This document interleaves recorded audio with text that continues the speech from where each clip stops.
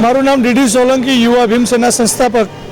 આજે અમે યુવા ભીમસેનાના સંગઠન દ્વારા જે આ રાજનગર આવાસ યોજનામાં જે કૌભાંડ થયું છે 2015ની અંદર જર્જરિત જે આ બિલ્ડિંગ થઈ ગઈ હતી અને એના અમારી પાસે પુરાવા છે કે જે તે સમયે આ લોકોના જે દસ્તાવેજ થયા હતા 2015માં, એ દસ્તાવેજની અંદર જર્જરિત બિલ્ડિંગના ફોટા છે અને તો પણ આ લોકોની ઘોર બેદરકારી છે કોર્પોરેશનની, તો પણ આ લોકોને અલોટ કરી દીધા અને દસ્તાવેજ બનાવી દીધા છે।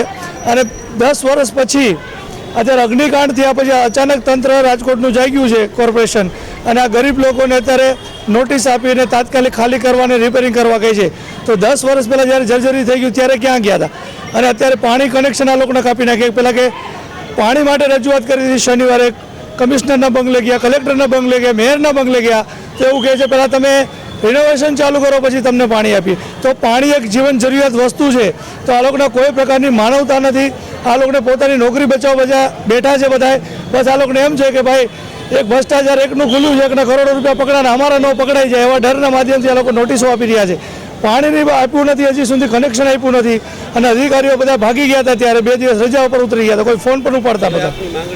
અમારી માંગ આ પરિવારોની એવી છે કે પહેલાં તાત્કાલિક પાણીનું કનેક્શન જોડી દે આજે, અને કોર્પોરેશનનું બેદરકારી છે, નબળું બાંધકામ કોર્પોરેશનની બિલ્ડિંગ બનાવી આપી છે, તો રિનોવેશન કોર્પોરેશન પોતે કરી આપે અને જેટલો બી ખર્ચો હોય તમામ કોર્પોરેશન ભોગવે, તો એવી માંગણી છે। અને નવા પ્રધાનમંત્રી આવાસ યોજનામાં કામ ફ્લેટ ફાળવી દે તો આ લોકો આ જગ્યા ખાલી કરીને રીડેવલપમેન્ટ માટે તૈયાર છે।